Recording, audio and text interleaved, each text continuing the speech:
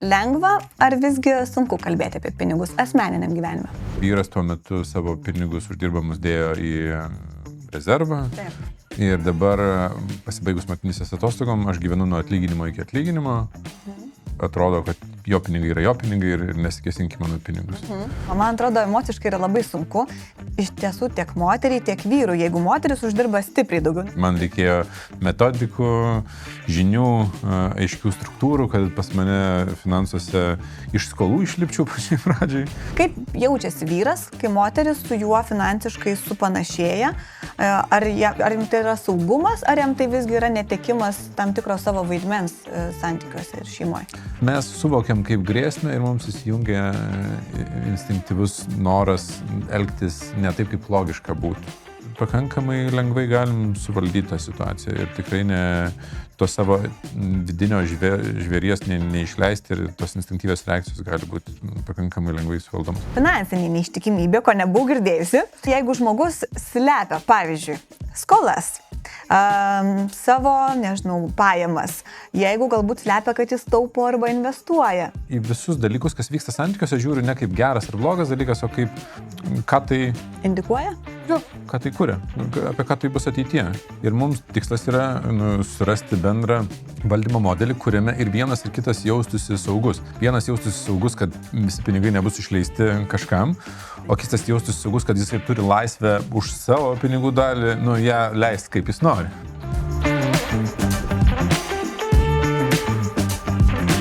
Labas, Arnai. Labas, Miglė. Pirmiausia, tai dėkoju tau, kad atvažiavai čia su manim pakalbėti apie pinigus.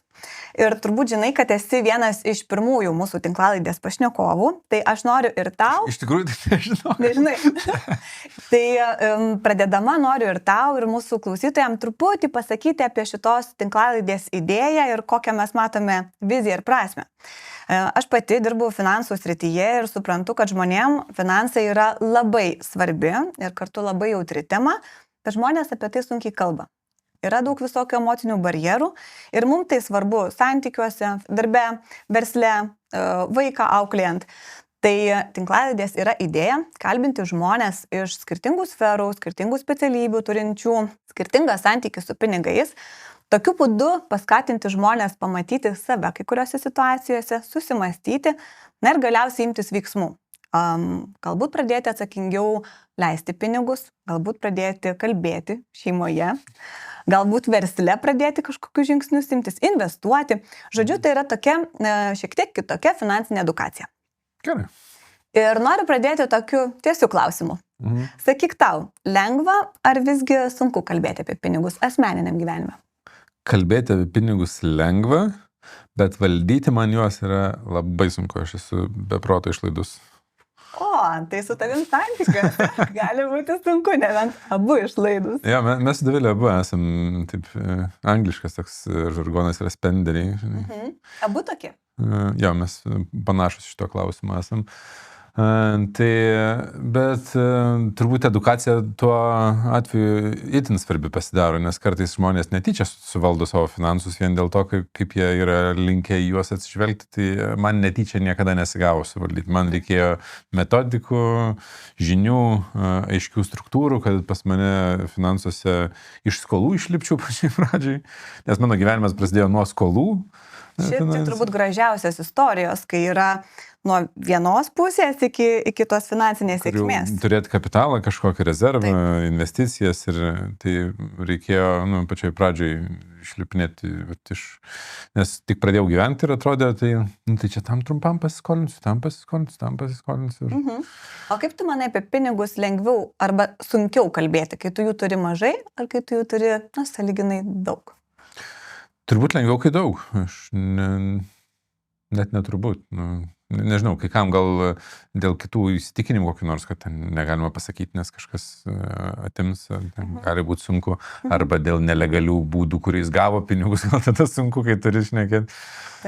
Bet jeigu kalbėti apie standartinius atvejus, tai kai neturi, tai mums sunku, man atrodo, įvardinti ir iš porų pastebiu, kurias konsultuoju santykių tema, kad kai poros finansai yra iššūkis, kai ten trūksta tų pinigų, tai apie tai užsimena arba pradeda kalbėti tada, kai jau skauda, kai jau ne iš anksto. Tai yra, aš nesu tam taške, kur ateinu ir su manim jie sunkiai kalba, nes pas mane ateina jau, kai jau būna blogai. Bet aš jau matau, kad prieš tai, pavyzdžiui, 10-metį nekalbėjo. Tai reiškia, kad ilgą laiką buvo nebendraujama. Ir jeigu poroje yra galios disbalansas, finansų temoje ypač sukurtas kartais tyčia, kartais nesąmoningai susikūręs, tai yra vienas turi visą finansinę galią, o kitas neturi sprendimo teisės net. Tai tas, kuris turi sprendimo galią, lengviau šneka nei tas, kuris turi tą, tokį, priespaudo yra. Tai iš tiesų iki šito galios klausimo dar norėsiu prieiti, bet noriu šiek tiek nepabėgti nuo pradžios. Besiruošdama mūsų pokalbį pasidomėjau apie tave ir radau 3 sritis, kuriuose tu dirbi, specializuojasi. Tai yra, esi santykių edukatorius, vedi ir kuri tinklalaidę Skiriamės juokauju. Ir esi, paskaitysiu, kad nesuklyščiau, finansinių konsultacijų įmonės vadovas ir lektorius. Teisingai? Vadovas kažkada buvau, lektorius irgi turbūt jau reikėtų sakyti kažkada, nes nebent epizodiškai kažkokiose, bet įmonėse dažnai aš šneku. Bet istoriškai aš iš finansų srities atėjau, nes kai baigiau mokyklą, man mokytojas sakė, kad tu neįstosi į finansų draudimo matematiką, matematikos mokytoja. Taip. Tai aš iš principo įstojau. Labai gerai veikia tie iššūkiai, kur tau nepavyks. Žiūrėk. Ir aš pradėjau ten studijuoti ir tada natūraliai pradėjau dirbti finansų srityje ir po to mes įmonę sukūrėm toj srityje ir aš apie finansus, turbūt esu dėkingas, kad atsidūriau toj srityje, nes, kaip sakiau, man sunku su jais. Buvo pačiam susitvarkyti, tai dėka to, kad aš atsidūriau, aš gavau edukaciją ir rezultate pradėjau tvarkyti su savo finansais ir, žinai, tai buvo mano kasdienybė. Ir aš ten pradėjau vesti mokymus ir tada mes turėjom didžiulę krizę su Dovile. Čia aš taip labai sugreitinu visą 20 metų procesą. Ir tos krizės akivaizdoje aš pradėjau ieškoti atsakymų ir kadangi man finansuose, versle buvo padėję mokymai, aš pradėjau ieškoti atsakymų apie santykius. Ir mes su Dovile iš skyrybų situacijos, neištikimybės situacijos ir visų kitų ten išlipom. Ir žmonės, kadangi aš šiaip vedžiau mokymus, sako, o kaip jūs su Dovile susitvarkėt su šito, kaip jūs su Dovile, ir aš nevedžiau apie mokymų apie santykius, ten, ar nekonsultavau porų, bet kažkaip natūraliai pradėjau sakyti, tai gerai, tai, žiūrėkit, papasakosiu, tam padarysiu kokią paskaitėlę, dar kažką padarysiu. Ir po truputį tai tapo mano dalimi gyvenimo, tokia, kur aš sakydavau, čia mano papildoma veikla, tokia savirealizacija. Tokia. Ir iki tol, kol jinai perėmė, ir tai yra dabar mano pagrindinė kasdienė veikla. Aš turiu kelis verslus, kuriuos vystau, aš investuoju į verslus, ten yra kažkiek mano laiko, bet mano kasdienės veiklos didžioji dalis yra mokymų vedimas, konsultacijos, tinklalaidė irgi yra santykių tema, tai yra ta pati tema, žinai. Tai galiu sakyti, kad tu geriausiai visgi jautiesi šitoj santykių edukatoriaus? Taip, geriausiai iliustruoja, žinai, kiek gerai aš jaučiuosi, tai kad būdamas 39 sugalvojau, kad aš stosiu studijuoti psichologiją. Susižavėjau, tai perskaičius ar išgirdus irgi besiruošdama pokalbį galvoju. Aš turiu labai daug edukacijos, kurią susirinkau važinėdamas po pasaulį, nes kai mes sprendėm savo iššūkius, tai man trūko Lietuvoje žinių, mes tada važiavom į Ameriką, po to pas vieną Kanados tokią mokytoją, po to Europą ir labai ten turbūt esu išleidęs 6-ženklę pinigų sumą edukacijai, bet nepaisant to neturiu to universitetinio pagrindo ir galvoju, tai gerai, tai jeigu aš jau esu šitoj srity, jeigu man tai yra jau visiška kasdienybė, tai susirinkim. Ir įdomu tai, kad aš dabar studijuoju vis dar ir mes filmuojam šitą laidą rugpjūčio pačiam gale ir aš jau esu pasilgęs mokslo. Čia pats geriausias jausmas. Čia kaip su darbu, norėk ryte eiti į darbą, o vakare grįžti namo, tai čia tu jau mokslą pasilgęs. Aš tik važiuoju ir žiūriu, laukia manęs mokslai. Žiūrėk, o kalbant apie tuos mokslus ir apie, tu sakai, kad ir kursų daug visokių esi lankęs, kiek daug dėmesio ten yra skiriama finansų klausimui, kai kalbam jau apie poros santykius? Ar tai yra kažkokia atskira dalis? Per mažai, taip atsakysiu. Tiesiog per mažai. Nes kai imam santykių temą, jin yra tiek plati ir kompleksinė, kad kiekvienai atskirai sričiai dažniausiai reikia jau specializuoto ar ten, nežinau, kurso, ar specializuotos dalies tuose mokymuose. Ir dažniausiai tai vis dėlto daro kažkas, kas dirba su finansais, o ne tie, kas dirba su porom, su santykiais. Būna ir kas dirba su santykiais, kas apie tai užsimena ir labai džiaugiuosi dėl to, nes iš tiesų finansų sferoje, poros finansų sferoje, arba kaip jie tvarkosi su finansais, atsispindi santykių bėdos. Kadangi aš atėjau iš finansų srities, tai aš tą sritį labai gerai perprantu, labai greitai, ten tarkim ateina pora ir man reikia išsiaiškinti, aš sakau, gerai, ką jūs darot su finansais? Pajauti kabliukus, ar ne, kur slepiasi finansai? Man užtenka, papasakotų, ką daro apie finansus ir aš jau žinau bėdas ir kitose srityse jų santykių, nes, taip jau būna, kad atsispindi bendra elgsena, jeigu yra pavyzdžiui, tas pats galios disbalansas finansuose, tai aš žinau, kad nelygiavertiškumas bus ir poros santykiai ir kitose srityse, tik tai reikia išsiaiškinti dar kur. Tai tiesiog taip, yra tam tikrų tendencijų, kurios yra pakankamai aiškios. Tai per mažai apie tai yra kalbama ir per mažai poros galbūt randa informacijos, bet gerėja situacija. Ir plus poros finansai yra labiausiai klausiama tema Instagrame, pavyzdžiui, pas mane. Aš besiruošdama tokie iškėliau mintį pirmiausia savo, galvoju ir tavęs paklausiu. Man atrodo, kad visgi finansai yra viena iš dažniausių konfliktų priežasčių, gal ir ne ta tiesioginė prasme, bet kaip tu sakai, galbūt dėl galios, galbūt dėl auklėjimo, galbūt dėl prioritetų, bet finansai, man atrodo, slepiasi labai daugelį situacijų. Ar aš teisi ir ar yra kažkokios dažniausios situacijos, kur pinigai išlenda kaip trigeris? Labai sunku įvertinti, kas dažniausia, bet tikrai dažna. Vienareikšmiškai. Ir kaip sakiau, ten Instagrame reikia žiūrėti net ne ten kiek laikų surinkė širdelių ar dar kažko, o kiek parašo asmeniškai? Kiek peržiūrų būna, nes yra temų, kurias, pavyzdžiui, ten nebūtinai mėgsta, bet peržiūros šokteli stipriai į viršų, kai iškeli klausimą apie poros pinigus. Ar atsimeni kokį nors dabar klausimą, kurį arba gavai, arba aptarinėjai, kuris, gal ir nesulaukė daug reakcijų, bet daug tų peržiūrų, kas jautei, kad kabina. Bet kokia asmeninė tokia situacija, kur nupasakoja kažkas, kad pastaruoju metu iškilęs klausimas buvo, nežinau, ar čia dažniausias, turbūt nebus dažniausias, bet motinystės atostogų metu naudojau savo santaupas, vyras tuo metu savo pinigus uždirbamus dėjo į rezervą. Taip. Ir dabar pasibaigus motinystės atostogom aš gyvenu nuo atlyginimo iki atlyginimo. O vyrui, kaip susipykstam, atrodo, kad jo pinigai yra jo pinigai ir nesikėsink į mano pinigus. Ir žiūrėk, šitoj situacijai aš kaip moteris tai puikiai suprantu, esu tai praėjusi, bet gal tu turi kažkokį patarimą, ir man tai pirmiausia norėtųsi sakyti, vyrai, supraskit savo moteris, dalinkitės, žinai, bet gal tu turi ir moterim kažkokį patarimą, ką jos čia daro ne taip, arba kaip elgtis kitaip, kad neatsidurti šitoj situacijai. Pagrindinis patarimas apskritai yra turėti poros finansų valdymo modelį kažkokį. Taip. Nesvarbu, net jeigu jis įdingas bus, net jeigu jis ne iki galo ten ar lygiavertiškas, ar netitiks visų kriterijų, kuriuos galima, žinant ten apie santykius daugiau informacijos,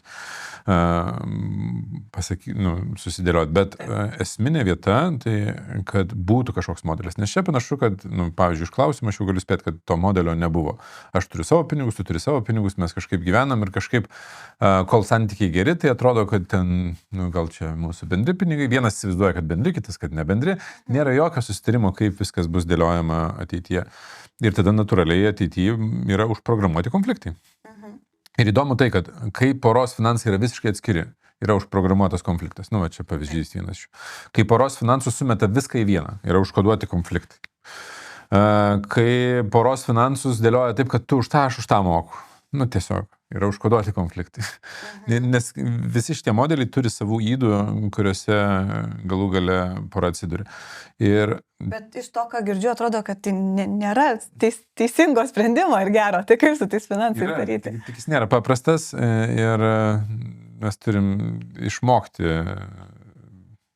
Kaip žinai, kaip vairuojant pačiai pradžioje atsėdė ir sunku ten žiūrėti į viską ir į veidrodėlius, ir vairą sukioti, ir pedalus spaudyti, ir viską daryti, bet po to mes sugebam dar ir SMS rašyti metu ir valgyti vairuodami. Tai, nereikėtų taip daryti. Nereikėtų, pati savo nuolat primenu. bet gebam. Tai tas vis ir su poros finansų modeliu, jis yra pačiai pradžioje atrodo labai kompleksinis, kai, žinai, žingsnį atgal dar ženkim.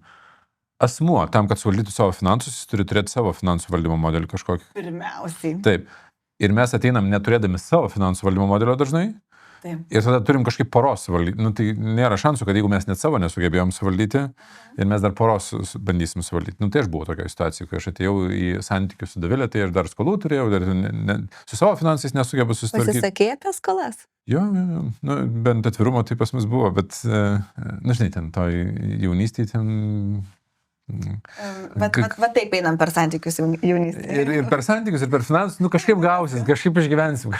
Taip. Ir buvo etapų, kada jinai daugiau uždirbo, kada aš daugiau uždirbo, bet mes iš principo nuolatos ir konfliktuodom dėl įvairių temų, bet tame tarpe ir finansai pasitaiko, nes finansai persmelkia visą mūsų gyvenimą, nu, jeigu nebent gyvenam ten atitrūkę nuo civilizacijos, bet šiaip, nu, tai yra kasdienis mūsų susitarimas dalykas. Absoliučiai. Ir dėl to mes turim turėti tuos finansų valdymo modelius kažkokius, kurie padėtų. Žiūrėk, dar irgi paminėjai tą jaunystę. Noriu šiek tiek vėl pargrįžti atgal, kol dar neperėjom prie šeimos klausimų. Įsivaizduokim, pora pradeda susitikinėti. Ar yra kažkokie, nežinau, klausimai, metodika, na ką reikėtų pradžioje išsiaiškinti ir kaip tai gražiai padaryti, kad išvengti konfliktinių situacijų ateityje? Gal kažkokį požiūrį, gal yra nuo ko pradėti? Aš nuo kito galo galiu reverse engineerinti, nebent iš kitos pusės, žinai, nes pas mane ateina dažniausiai žmonės ilgalaikiuose santykiuose esantis jau ne 1 metus, nu, arba bent 1 metus, bet dažniausiai po 15, po keliasdešimt metų jau pabuvę poroje.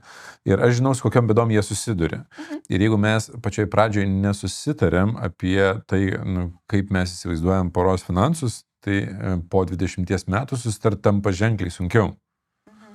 Tai aš sakyčiau, kad būtų labai idealus scenarijus, kad gebėtų pora pasikalbėti, išsiaiškinti, kaip jie mato, ypač jeigu jie planuoja turėti vaikų, nes tuo metu vienam iš poros tikrai bus sunkiau dirbti, jeigu apskritai įmanoma.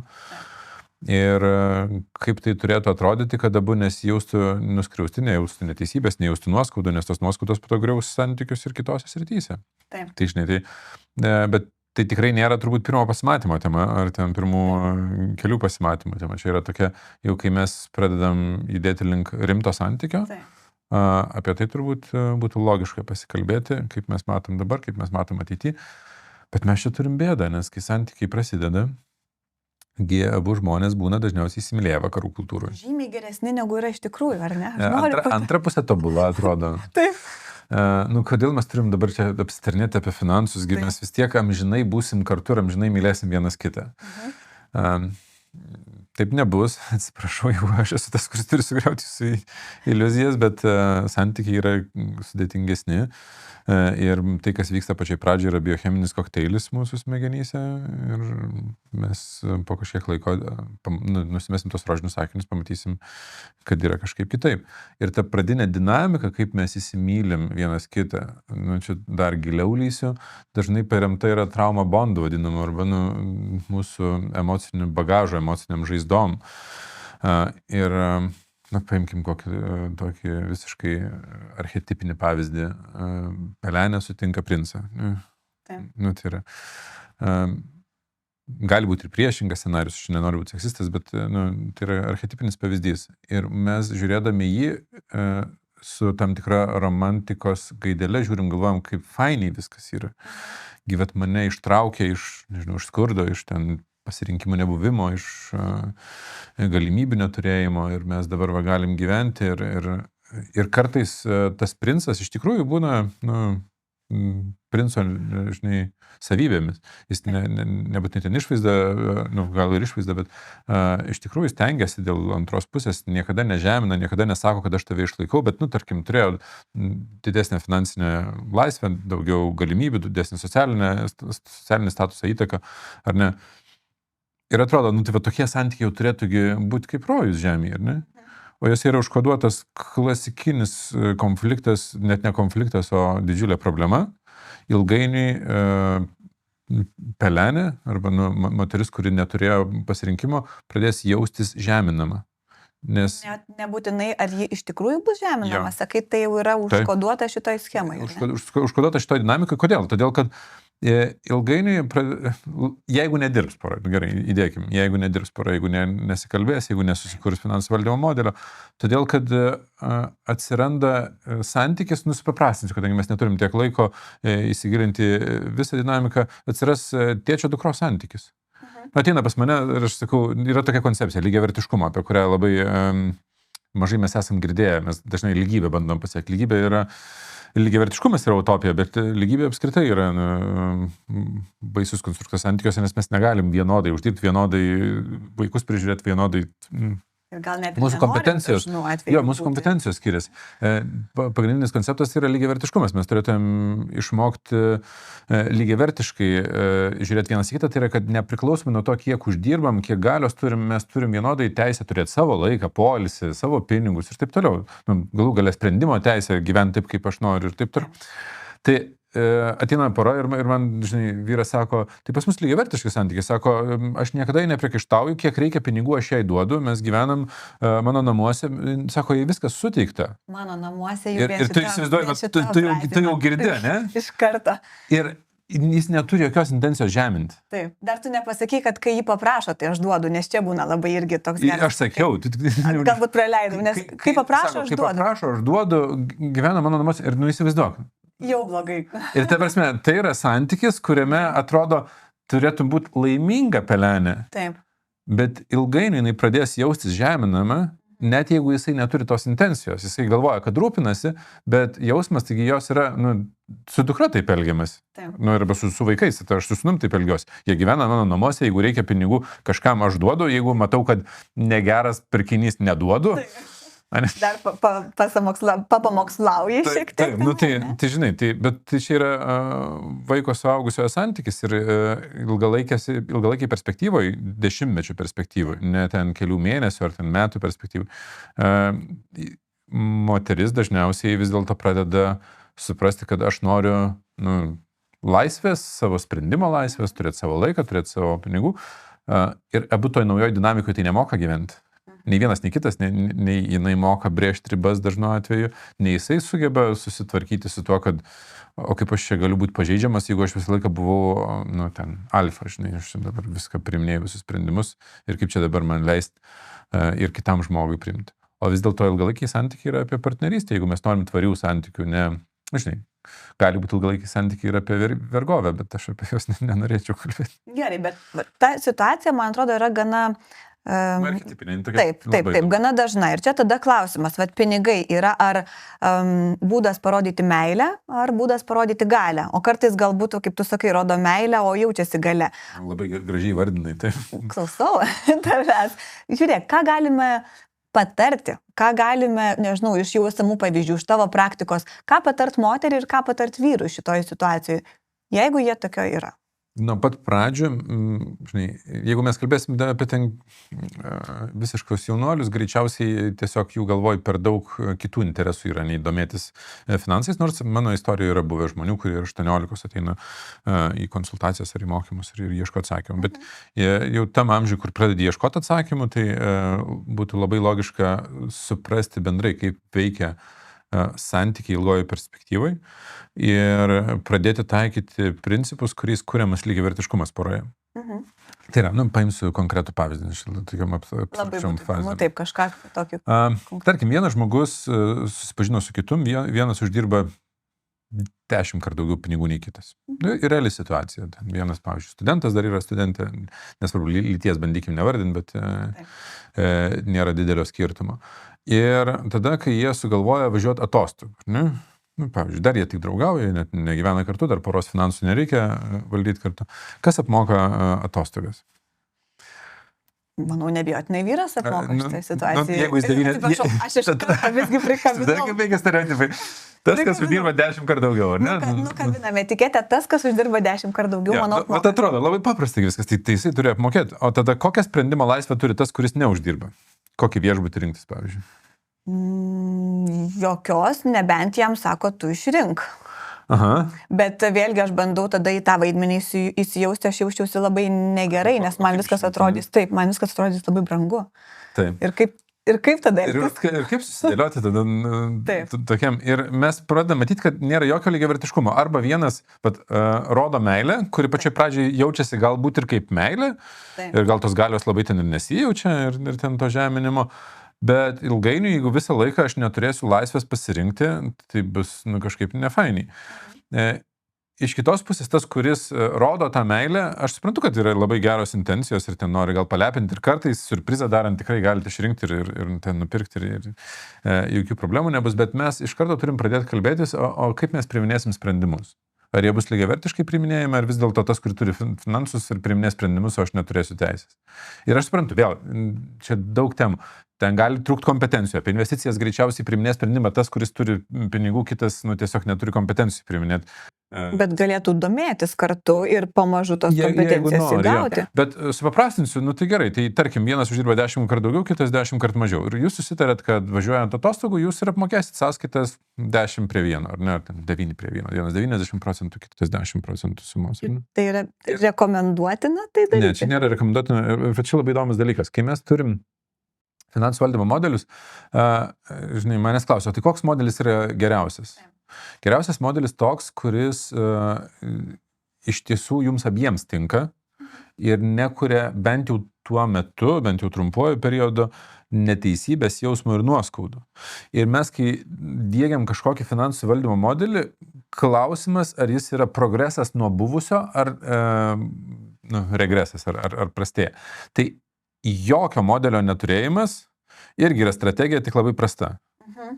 Tai bet kokia strategija yra geresnė nei jokios. Nes tu gali bent jau kažką sąmoningai daryti ir pamatuoti, ar ne? Ir tai tikrai, tai dalin 90-10 tikrai nėra idealiausia strategija ilguoju laikotarpiu, bet tai yra ženkliai geresnė nei jokios. Ir mes tada turim progreso tokį žingsnį ir sakom, gerai, tai dalinamės 90-10, tai reiškia, kad priimant sprendimą dėl viešbučio, bus ir kito žmogaus balsas, nes, sakysi, ten, pavyzdžiui, viešbutis kainuoja 5000 eurų. Ir sakys, aš nenoriu 500 eurų mokėti. Taip. Aš noriu mokėti tik tai, aš iki 300 noriu skirti viešbučiui, tai reiškia, mes turim viešbutį išrinkti iki 3000 eurų. Supranti logiką. Taip. Ir atsiranda, galų galia ir finansinis aspektas priimant sprendimus, kur ir vienas ir kitas turi savo žodį ir turi savo sprendimo teisę. Ar įmanoma kitaip, ar įmanoma tiesiog lygiavertiškai priiminėti sprendimus, nors pinigai yra pas vieną žmogų? Įmanoma, bet tam reikalingas tolimesnis etapas, kai mes sutarėm, kad tam tikrai pinigų dalis yra bendra, nepriklausomai nuo to, kuris uždirba. Ir aš žinau biudžetus, nes kas yra baisiausia, kai vienas žmogus poroje žino biudžetus, kitas nežino. Pavyzdžiui, įsirenginėja namus, ne? Ir sako, aš uždirbu pinigus, vėl dažniausiai būna vyras, nors esu atvejis, vieną gal turėjęs atvejį, kada moteris uždirba, net ne vieną, du turėjęs atvejis, kada moteris uždirba ir vyras ten renkasi, bet, klasika yra, vyras uždirba pinigus, sako, aš pastačiau namą, tu ten gali rinktis, kas bus virtuviai, ten dizainą, viską, ten maždaug, ir vėl tu jauti, koks, yra tonas, come on, tu gali rinktis, koks ten bus. Kodėl nėra mes? Man tai visur norėtųsi mes. Ir net žinai, jeigu aš sumokėjau. Ir net antra pusė dažnai pritarė, sako, nes aš noriu ten, žinai, svajonė buvo kažkada ten turėti kažkokią virtuvę, kažką, pas vyrus rečiau būna svajonė turėti kažkokią virtuvę. Statistiškai. Tiesiog taip yra. Ir atrodo, kad viskas yra gerai, bet nėra gerai, nes nėra biudžetas. O tai kokį biudžetą jinai turi sutilpti, pavyzdžiui, žino ar ne, jeigu jau vyras ateina ir giriasi, kaip ši finansavo tas statybas. Ne, o tai ką, tai neribotas biudžetas, ribotas, o tai koks? Kaip jį pajausti? O tai kaip dabar žinot? Tai jinai renkas ir po to tu jau pradėsi pykti ir tada jau čia skaitosi, kad pasiektas biudžetas. Tokių visokių nesąmonių mūsų poros finansuose vyksta, kai mes neturim realaus modelio. Kai mes turim realų modelį ir gali būti, kad, sakau, ten visiškai vieno žmogus uždirbami pinigai, kitas žmogus augina 5 vaikus namuose. Ir aš suprantu, 2 vaikus auginti yra pilno etato darbas. Taip, žinai, ar ne? Taip, tai aš, žinai, tai tie, kas turi dar daugiau vaikų, natūralu, ten daug darbo yra labai ir pagalbos reikia. Bet tai nereiškia, kad tas žmogus neturi turėti sprendimo teisės. Ir ta sprendimo teisė turi būti ne aš paprašysiu ir tu duosi, nes vėl Gerai, o kaip šitą išspręsti? Na, aš turiu mintį ir esu artimo aplinkoje turėjus tokiu atveju, kai vyras, kuris uždirba daugiau, čia įvardinu, nes apie konkretų atvejį, jisai kiekvieną mėnesį žmonai perveda pinigų tam, kad apsaugotų ją nuo šitos situacijos, kai paprašysiu, duosiu. Ar tu tokiu sutinki su tokiu, ar kažkokį kitokį sprendimą turi, kad moteriai nereikėtų prašyti, jeigu visgi jinai yra ta, kuri galbūt vaikus augina namie arba mažiau uždirba? Pats formatas gali nebūti didelė bėda, jeigu abiems tinka, ir ten pervedimas gali visai puikiai tikti, bet idealus atvejis, mano galva, kai yra tiesiog sąskaita, kuri turi, bendra sąskaita, kur abu turi korteles, ir ta sąskaita, pavyzdžiui, yra bendroms išlaidoms, ten kita sąskaita pramogoms, ir tokiu būdu nereikia apskritai jokio prašymo, jokio pervedimo turėti, jokio, tai yra, arba tenais namuose yra dėžutė, esu girdėjęs, irgi toks, kur yra bendri pinigai, bet vėlgi turi būti sutarta, kas tenais, kada ten atsiranda tų pinigų, kodėl atsiranda jų. Taip. Ir kad nei vienas, nei kitas nejaustų neteisybės jausmo to kažkaip, nes tai toks idealesnis atvejis, mano galva. O žiūrėk, man dar labai kita dalis yra įdomi, tu paminėjai 2 atvejus, kai moteris uždirba, nežinau, ar daugiau, ar panašiai. Man labai įdomu, tikrai šiandieninė moteris vis labiau yra finansiškai savarankiška, vis labiau prisideda ir aš matau labai gerų dalykų tame, kad šeima tampa stabilesnė, moteris geriau jaučiasi, bet vyrui, kaip suprantu, yra labai svarbu būti tuo maitintoju, tuo, kuris globoja. Ar kaip jaučiasi vyras, kai moteris su juo finansiškai supanašėja? Ar jam tai yra saugumas, ar jam tai visgi yra netekimas tam tikro savo vaidmens santykiuose ir šeimoje? Klausimas, paprastas atsakymas yra ganėtinai platus ir komplikuotas, bet pabandysiu sutraukti jį. Pabandyk. Mes, kai vystėmės kaip žmogus, antropologiniu požiūriu, tai mes 100 000 metų vystėmės ir mes turim instinktyves smegenis, arba smegenų dalį pavadinkim, ir instinktyves reakcijas tam tikras, kurios, supaprastintai vėl pasakykime, yra medžiotojų rinkėjų visuomenės dalis dar. Medžiotojų rinkėjų visuomenė greičiausiai mes esame girdėję iš istorijos pamokų. Tai istoriškai tai medžiotojai buvo vyrai, rinkėjos moteris, bet taip nereikėtų skirstyti. Medžioklės ir rinkimo instinktai, jie gali būti ir susikeitę vietomis, nes yra ir genčių, kur moteris buvo medžiotojos ir tie patys vyrai. Aš, pavyzdžiui, užaugęs su mama ir seserim pakankamai stipriai rinkimo instinktus buvau išvystęs, instinktyvias reakcijas. Ir dabar šitiek pasakius, reikia tada įvardinti, kada mes patenkam instinktus. Instinktus mes patenkam grėsmės akivaizdoje. Tai yra, kai mes jaučiam kažkokią grėsmę, tai mes tuo metu pradedam sąmoningai mažiau spręsti ir daugiau spręsti automatiškai. Taip, pavadinkime. Instinktai įjungia tą grėsmę. Taip. Ir kai kurios grėsmės fiziniam pasauliu neegzistuoja, bet mes suvokiam kaip grėsmę ir mums įsijungia instinktyvus noras elgtis ne taip, kaip logiška būtų. Ir yra kelios tokios tipinės situacijos, kur taip atsitinka. Vieną iš jų tu įvardinai. Medžioklės instinkte esančiam žmogui norisi aprūpinti viską aplinkui, tai yra parnešti proteino namo, parnešti mamutą, dar paprašiau pasakysiu namo, ar ne. Ir jeigu aš neparnešu mamuto namo, tai koks aš esu medžiotojas, kovotojas, ar ne, jeigu ten viskas namie jau aprūpinta. Ir tada man instinktyviai atsiranda grėsmė, tą grėsmę galima šalinti 2 būdais, stengtis sumedžioti didesnį mamutą arba atimti tą mamutą iš to, kas parnešė, tai yra žeminti savo antrą pusę. Tai va čia yra instinktyvi reakcija. Bet reikia suprasti, kad mes esame ir sąmoningi žmonės ir mūsų sąmoningas protas gali priimti kitokį sprendimą ir mes galim sąmoningai suvokti, kas vyksta. Tai va, ir kai mes norim dalį konfliktų arba dalį santykių problemų išspręsti, kartais užtenka žinių, kad suprastumėm, kas vyksta. Tarkim, aš paimsiu pavyzdį ne visai tokį, kurį tu sakei, bet iš realaus gyvenimo. Buvo pandemija ir didžioji dalis mano kasdienybės yra vesti mokymus ir tuo metu online'inių mokymų aš beveik nedariau ir podcasto nebuvo ir aš vesdavau gyvus mokymus, kurie visi užsidarė. Ir labai stipriai sumažėjo mano produktyvumas. Realiai finansinės jokios bėdos šeimai nebuvo. aš jau tuo metu mokėjau susitvarkyti su finansais ir jau buvo rezervas ir buvo investicijų ir mes galėjom gyventi, nepaisant to, kiek stipriai nukentėjo ten įmonės nuo pandemijos. Aš žinau, kad mes tikrai turim ir turėsim ką valgyti ir kur gyventi ir atostogauti ir visus kitus dalykus. Bet viduje instinktyvus jausmas buvo, kad aš nesu neproduktyvus, negebau parnešti mamuto, nes mokymų negaliu vesti, viskas užsidarė, ką aš darydavau. Ir kaip tu dėl to jautėsi? Čia tai yra faktas. Šudinai, labai prastai. Bet klausimas, ne kaip aš jaučiausi, ar aš žinau, ką daryti su tuo. Tai pirmiausia, turbūt identifikuoji, kaip jautiesi, kad nebūtų to instinktyvios reakcijos, o tada instinktyvios jos kažkiek būna, ir tai prasme, žinai, jeigu poroje bus supranta, tai lengviau yra su tuo susidarot. Ir tada man reikia įdarbinti savo rankas ir kojas, kad aš jaučiuosi produktyvus. Ir mes tada buvom nusipirkę sodybą ten tokią rajonę, dabar jau parduotą, bet tuo metu aš toj sodybai savo rankomis dariau terasą. Atsivežiau lentų ir pas mane atvažiuoja toks vienas žmogus, kur padėjo man renginėti namus, ten kur buvo šitas kontrakt, kaip ten rangovas, žinai. Sako, tu durnas, sako, tu pats sako, tu neturi, sako, ką pasamdyti, sako. O aš tą darau labai sąmoningai, nes kiekvieną dieną, kai aš ten praleisdavau, nuvažiavęs, aš atsigaudavau. Nes praėjo diena ir toks terasos gabalas, naujas, sutvertas. Aš produktyvus. Produktyvumo atspindys, ar ne? Aš produktyvus, aš sugebėjau padaryti kažką. Ir žinai, mūsų vidinį žvėrį nuraminti gali labai paprasti dalykai. Tam kartais nereikia kažko stebuklingo. Ir kai mes suprantam, kas su juo vyksta, aišku.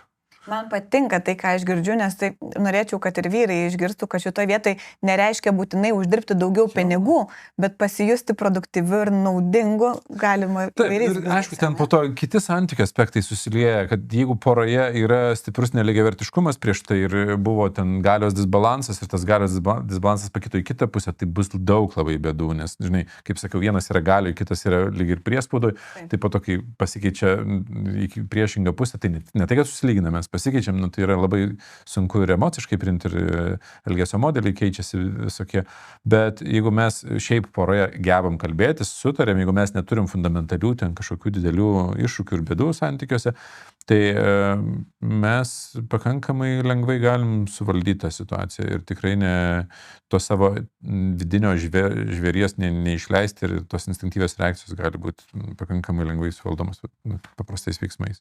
Žinai, aš dar tavęs klausydama pagalvojau, kad aš iš moteriškos pusės noriu pasidalinti, bet apie tą vyrą kaip maitintoją.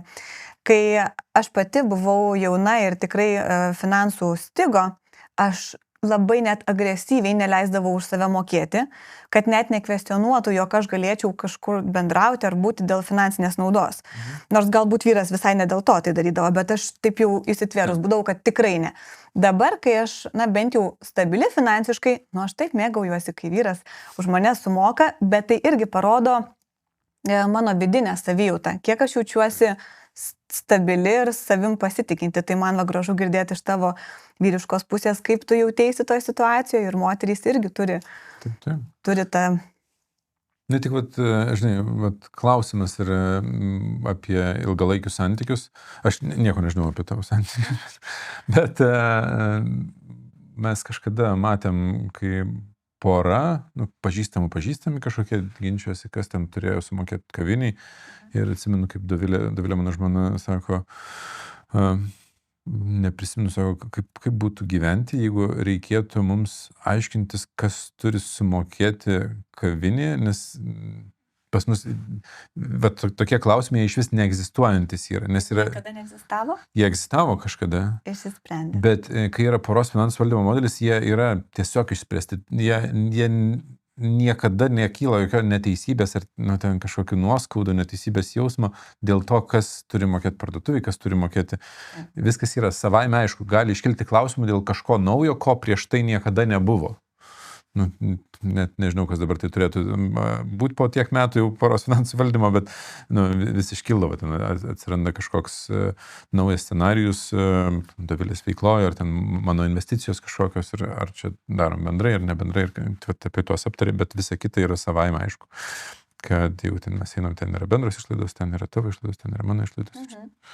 O dar vienas man labai įdomus, kai mes kalbam apie jausmą, vyro jausmą, man atrodo, iš seno yra vyrui, netoks primetamas lūkestis, kad jis turėtų išlaikyti šeimą, kad jis turėtų būti maitintojas, kaip tu tą archetipinį modelį įvardinai, ar ne?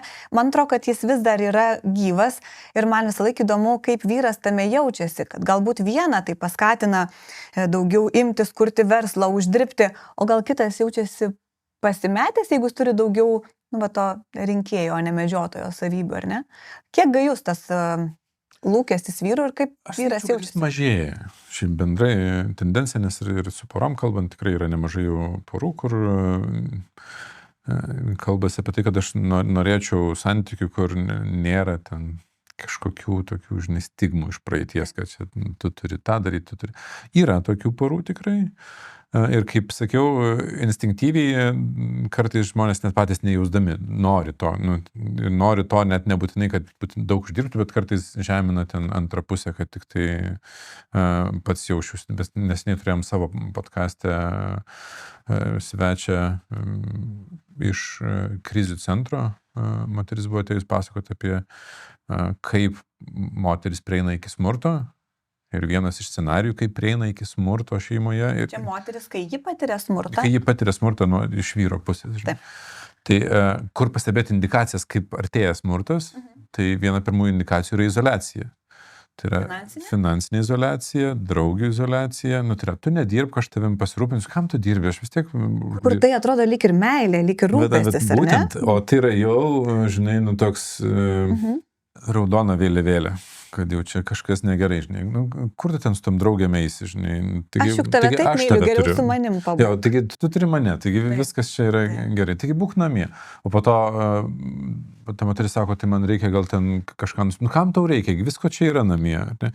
Ir tada atsiduria visiškai izoliacijai, kai prasideda smurtas, arba prasideda kažkoks emocinis smurtas, pradžiai ten gali būti finansinis smurtas, jinai net neturi su ko pasikalbėti, nes jinai izoliacijoje. Ir link to prieina. Tai tas stigma, kad vyras turi rūpintis, kartais jinai pavirsta labai negražiais santykiais. Labai negražiais. Dėl to aš prieš tą stigmą būčiau bendrai. Jeigu taip jau susiklostė, kad vyras uždirba daugiau pajamų, tai tame nieko blogo nėra, jeigu pora iš tikrųjų geba kurti lygiaverčius santykius arba apie tai bent jau juda link to. Jeigu moteris daugiau uždirba, irgi viskas gerai, jeigu jie geba kurti lygiaverčius santykius ir vyras savo instinktus geba suvaldyti, jausdamasis produktyviai. Taip, va čia yra labai įdomus klausimas, kai moteris uždirba daugiau. Taip. Tokių irgi atsiranda, man asmeniškai atrodo, kaip tu sakai, užprogramuota konfliktas ir problema. Man atrodo, emociškai yra labai sunku. Iš tiesų tiek moteriai, tiek vyrų. Jeigu moteris uždirba stipriai daugiau, aš nekalbu, jeigu ten apylygiai, bet jeigu stipriai, ar tu gali man patvirtinti, paneigti? Jis yra viena iš instinktyvių problemų, kur sakai. Jeigu nesuprantam, kas vyksta, įsivaizduok, problema yra tame, kad tuo metu viduj kyla nerimas, pyktis galbūt, kažkokios emocijos, kurių aš nesuprantu. Taip. Ir aš nežinau jų priežasties. Man atrodo, ir tada, ką reiškia atrodo, aš bandau ieškoti preteksto. Ir pretekstas nutinka visada gyvenime, būna, kažką netai pasakė, kažkur pikčiau pasakė, tu visą laiką priekaištauji man ir mes įsiveliam į konfliktus, kur nėra tikroji ta priežastis. Ir dėl to žmonės pradeda kaltinti, pradeda pyktis dėl tam priekaištavimo, kontrolės, dar kažko, o moteris tada sako, tai čia dėl to, kad aš daugiau uždirbu ir mes neprisikasam prie tikrosios bėdos, o tikroji bėda yra instinktyvi. Kaip ir dar vieną scenarijų paimsiu, kuris irgi yra visiškai tipinis, instinktyvus. Mergina su vaikinu susipažįsta ir, tarkim, abu jie uždirba arba neuždirba, visiškai yra studentai ir galų gale pradeda dirbti ir vaikinai pradeda vis labiau sektis. Vis geriau ir geriau, ten pradeda galbūt verslą, galbūt karjeroje kyla, socialinė įtaka didėja, finansai didėja.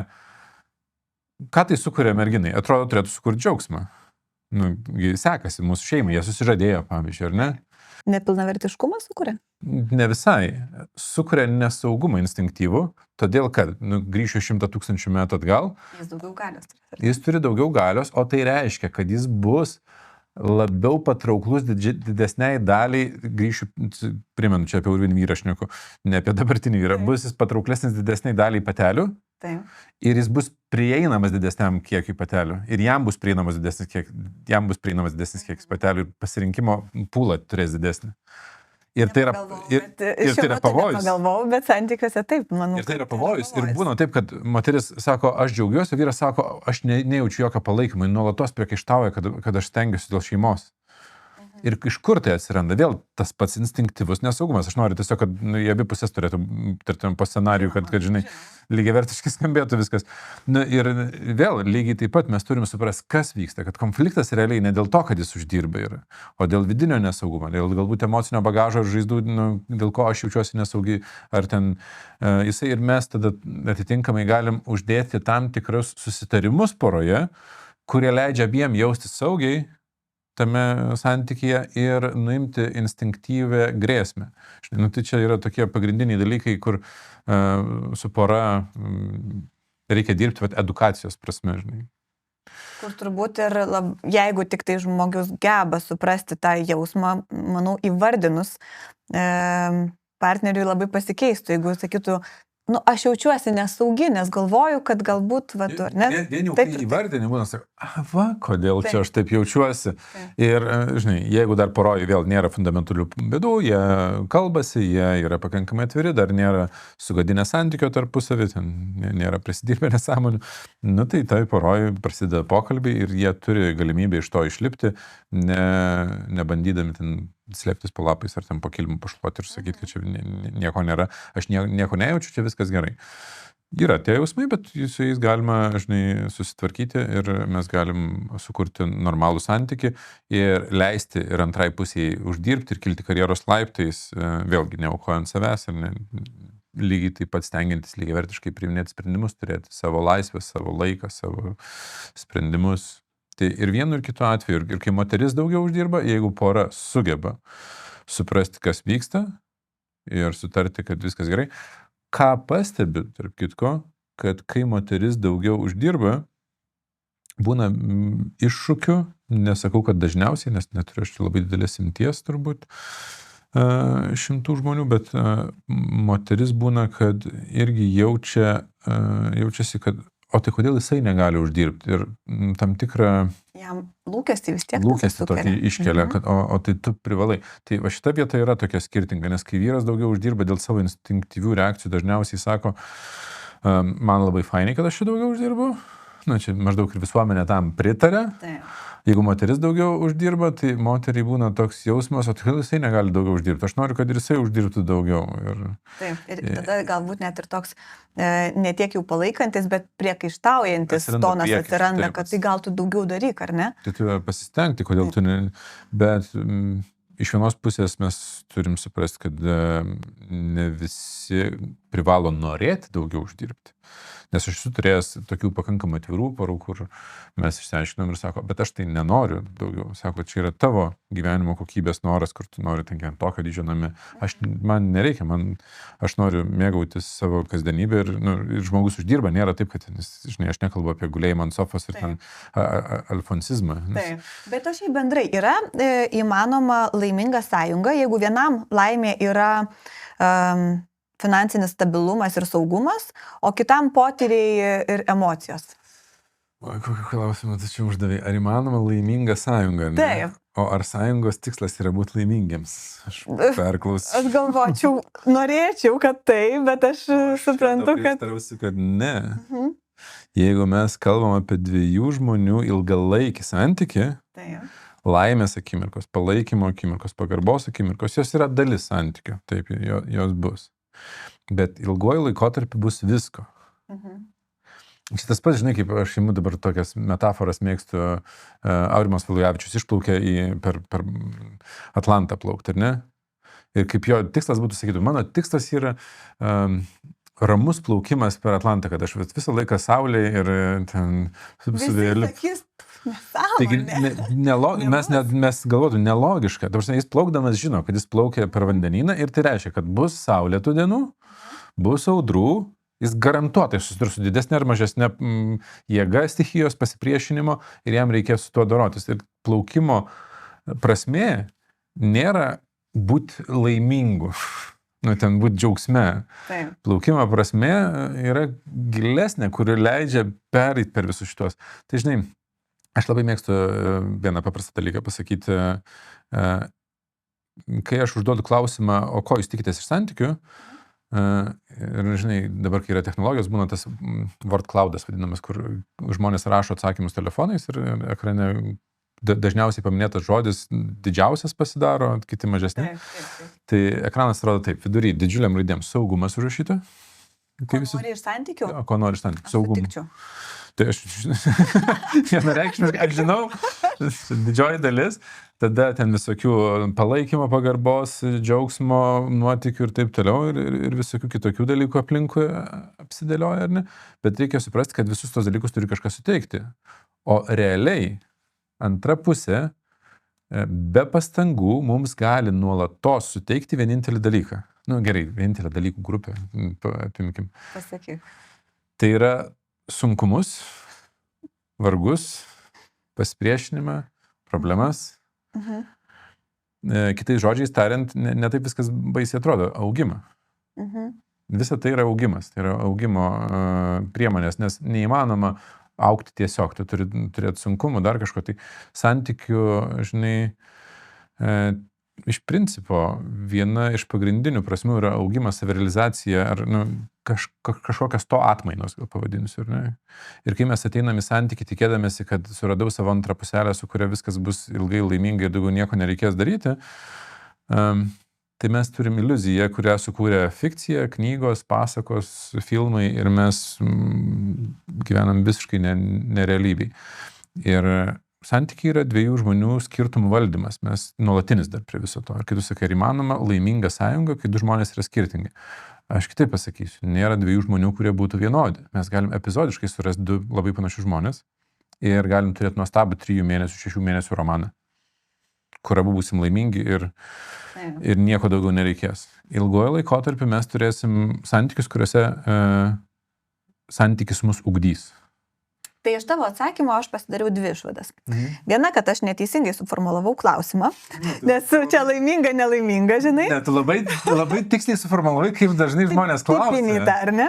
Taip, bet kita išvada, kuri man patinka, kad tai yra tik tai vienas iš dalykų, kur žmonės gali būti skirtingi, bet gali atrasti būdą, kaip susiderinti ir tame gyventi. Aš kalbu apie skirtingą tą požiūrį į finansinį stabilumą ir išlaidavimą. Pavyzdžiui, vienas išlaidus, kitas yra.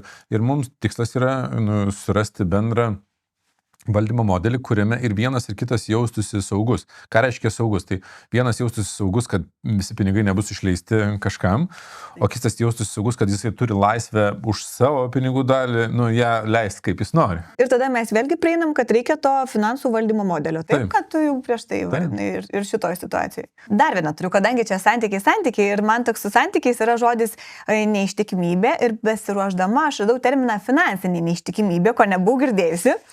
Kaip ten yra įvardinta? Kad tai yra, jeigu žmogus slepia, pavyzdžiui, skolas, savo, pajamas, jeigu galbūt slepia, kad jis taupo arba investuoja.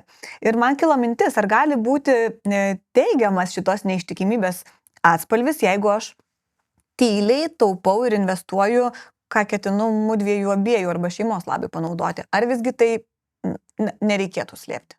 Aš pakankamai kategoriškas gal šito klausimo esu, nes jeigu mes slepiam kažką santykiuose, mes neturim santykio pagrindų, ypač jeigu kažką svarbaus slepiam, ne apie kažkokią, emocinės žaizdas, kurių net ir savo ten kartais neįvardinam, bet eina kalba, kad aš ten.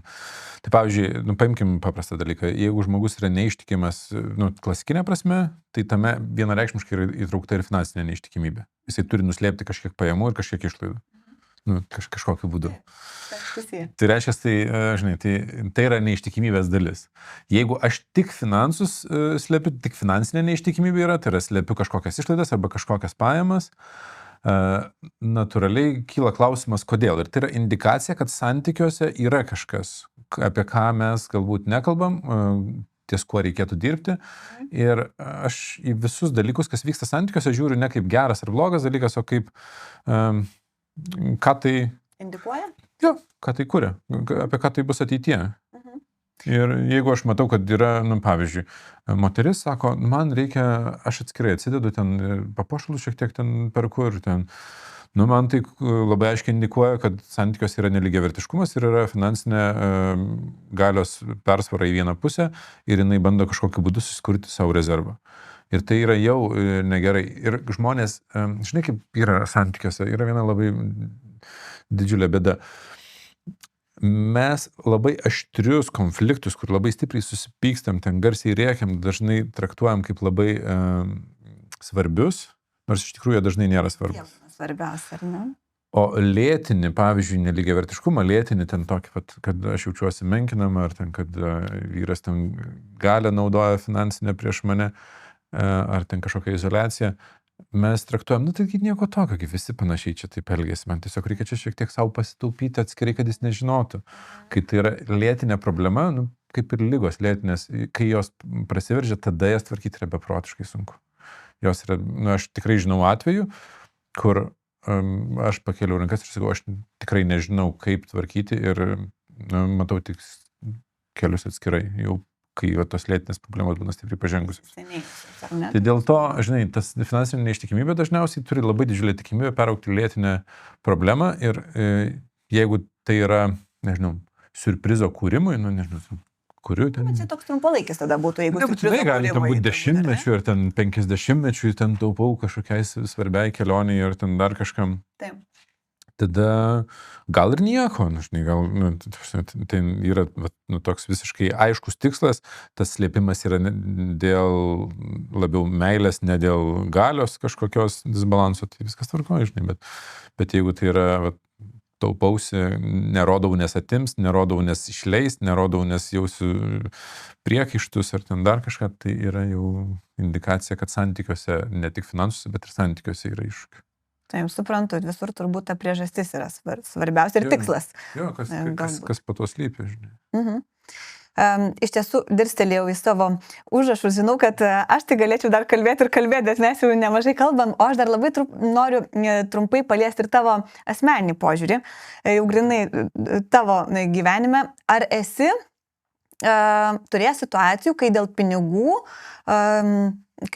arba pinigų klausimai turėjo įtakos santykiams su, žmona, suprantu, kad turėjai, bet su kitais artimaisiais, draugais, ar kažkokių tokių situacijų buvo? Be abejo, turbūt, kad, žinai, kažkokių tų finansinių situacijų būna. Galvoju, seniai turbūt labai nėra buvę kažkokių... Čia gal kaip tu minėjai, kad ganėtinai susidėliojai. Ankstesniam periode turbūt, žinai, aš esu turėjęs tokį scenarijų, kai, pavyzdžiui, kaip jaunuolis būdamas, aš nemokėjau tvarkyti su finansais. Ir galvoju, ten, pavyzdžiui, man paskolindavo, ir sesuo pinigų paskolindavo, ir ten švogeris, ir dar kažkas. Galvoju, čia, žinai, gerai ar negerai? Savo ruožtu aš labiau norėčiau, žinai, kad jeigu mano vaikai negeba susitvarkyti su pinigais, jiems neskolintų niekas pinigų. Ir kad jie geriau kuo anksčiau bankrutuotų. Anksčiau tai net aš norėčiau, kad dabar jie 7 bankrutuotų. Aš jie jau dabar turi savo pinigus, ten savo atsakomybės. O čia labai įdomus klausimas dėl vaikų. Kalbi su jais, nežinau, apie tas kažkokį sąmoningą pinigų valdymą, taupimą, kaupimą, investavimą, nežinau. 7 metų. Taip, bet kažkaip reikia apie tai kalbėti. Taip, jie turi savo pinigų sumą, jie turi atsakomybės ir, pavyzdžiui, pas mus buvo sutarta jau nuo ankstesnių laikų, mes neperkam žaislų, ten išskyrus epizodus, kada ten... Labai reikia. Ne, ten gimtadienio dovanas ir tai kažkas tokio, bet šiaip žaislų neperkam ir jie perkasi savo žaislus už savo pinigus.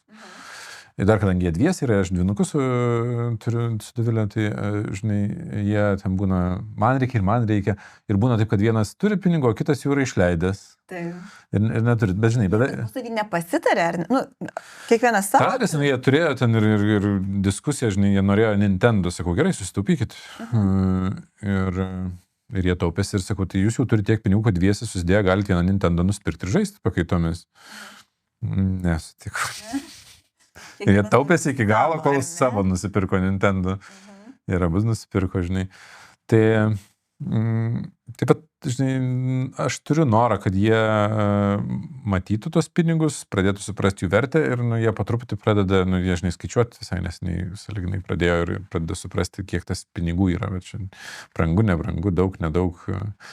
man gal šiek tiek baisu tik tai dėl vaikų, kad dabartiniam laikė lyginant save, nežinau, ir tu turbūt augai, kai tų pinigų nebuvo tiek, ten, nei per gimtadienius, nei... Mažai buvo.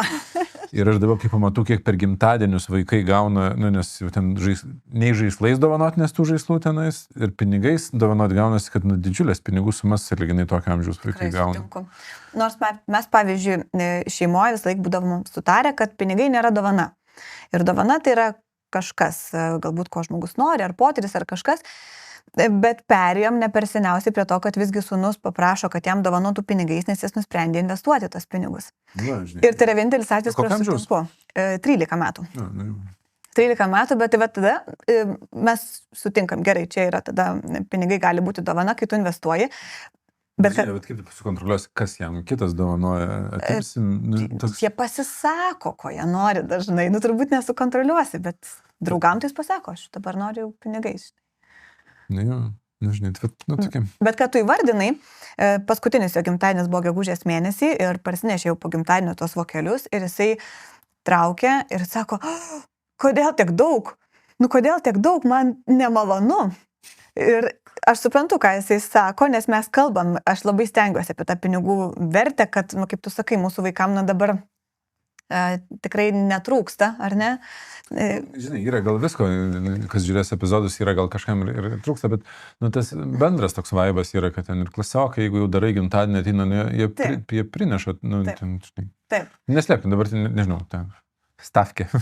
Yra ten kas 20, kas 30 eurų įdeda, nu, turbūt yra didelė pinigų suma, žinai. Taip. Tokio amžiaus 7 mečių. Nu, 7 metų aš neturėjau, turbūt iš vis dar savo rankose pinigų normalių, ten litą turėjau, ar ten 2, žinai, gaudavau. Bet aš turbūt tą netrūksta, tą ir turėjau galvo, visokių žmonių yra, vieniem gal labiau trūksta, kitiem mažiau, bet tikrai nemažai yra tokių vaikų, kurie stavkė 20-30 eurų, kaip tu sakai, kur dideli pinigai ir...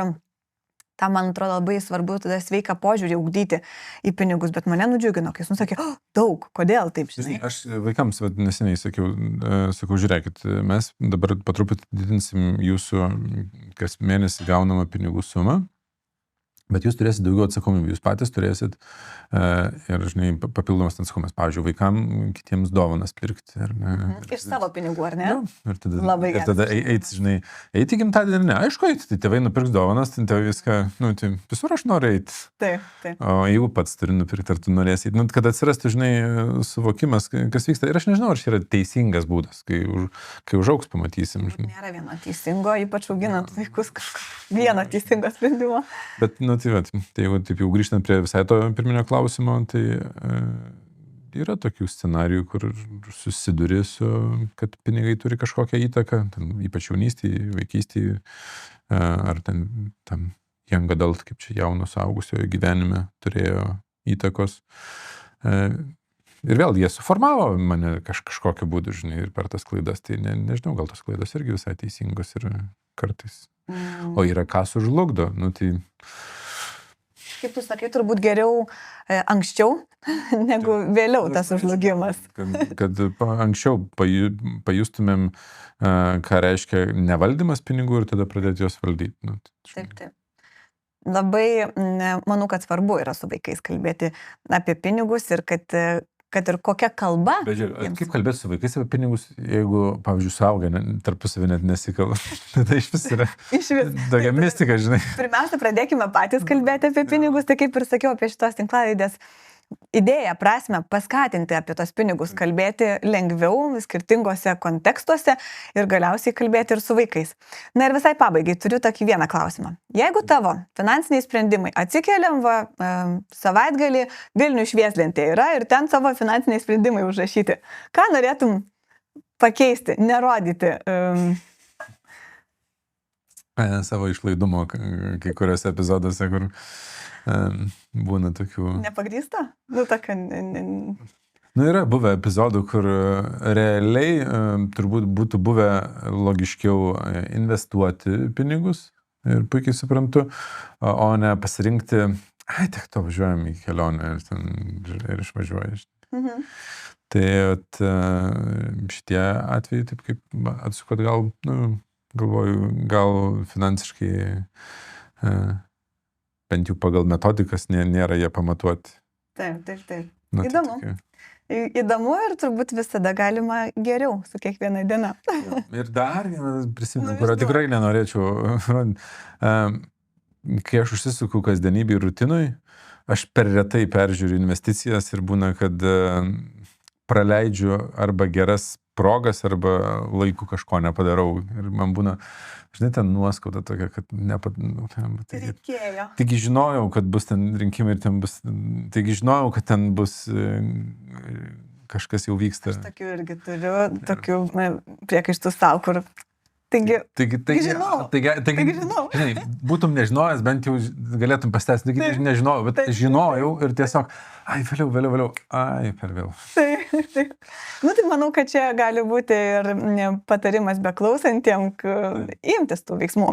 Taip, tikrai imkitės ir šiaip vienas iš pagrindinių dalykų turbūt yra su finansais mokėti juos skirstyti ir dalį jų investuoti, kad po to ramiai galėtumėm gyventi ateityje. Taip, labai pritariu. Padėkodama tau turiu dovanėlę. Iš tikrųjų, tai paminėjai ir žmoną, tai bus maža dovanėlė žmonai. Ir vieną iš dovanėlių aš noriu parodyti. Čia yra mano kolegos sukurtas žaidimas, pagaliau jauku vadinasi. Tai yra kortelės, kur būna apie santykius, apie seksą, čia yra apie pinigus ir apie finansus. Tai nežinau, ar patys pažaisite, ar kam nors padovanosite. Labai tau ačiū. Ačiū labai tau, kad pakvietei ir kad buvo taip šilta ir malonu kalbėtis.